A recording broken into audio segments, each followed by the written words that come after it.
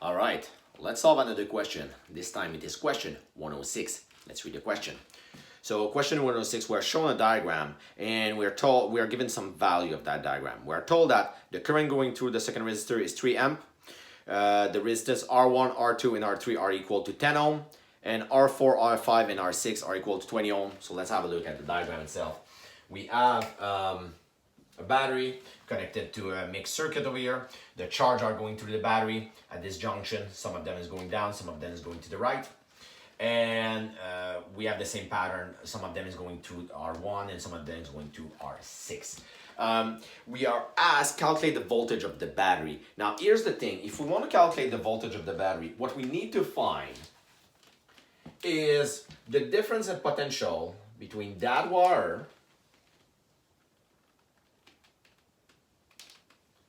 and that wire over here. We need to find the potential on this one and the potential on this one, and then we can get the difference in potential on the battery itself. Now, we are given one current, and it is the current going through R2. We are told it is 3 amp in this case. Now, at the beginning, this circuit confused a lot my student because there's a catch here in the fact that R1 and R6 are completely useless to solve this problem.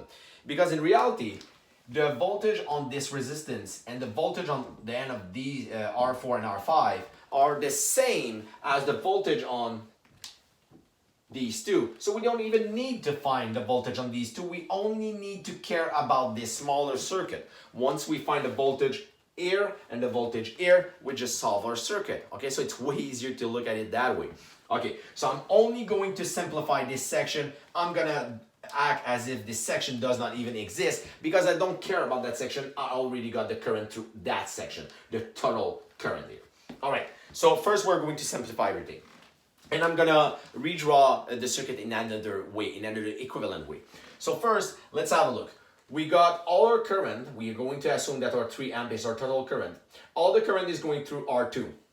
Then there's a split. Some of it is going through R4. Some of it is going through R3 and R5. So this is equivalent to this circuit.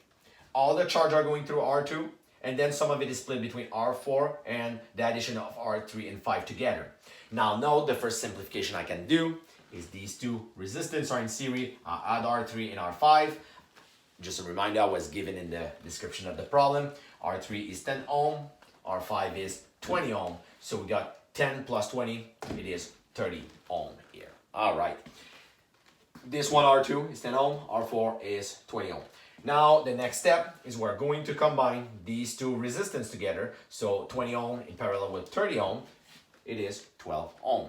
At this point, we got a series circuit, 10 ohm in series with 12 ohm. Well, the equivalent resistance is we simply add them up and we get 22 ohm. Now here's the thing. This current is equivalent to the total current going through our entire circuit. What that means is we got 3 amp going through the equivalent resistance. Well, if we want to find the voltage, it's 3 multiplied by 22, and we get 66 volt in this case. So between these 2 points, there's 66 volt. All right. So this question is a case of giving extra information that is not relevant at all. R2, 1 and R6, we don't care. Now, obviously, we could add a part B to this question and say, okay, well, figure out the current drop on these two, and it will be simple in this case. We will have a voltage drop of 66 volt. So R1 is 10 ohms, so 66 divided by 10, we get 6.6 amp. And same logic with R6, we'll get 3.3 amp if we were to calculate it that way. All right, but in this case, really, we just wanted to know the total voltage. So we did not care about this section because, frankly, we did not add the current. Now, another example, if I gave you at the beginning the current through each of the branch, R2, R1, R6, well, there will be no point in simplifying this section, as simply having the resistance and the current here will right away give you the voltage drop on the 2 amp.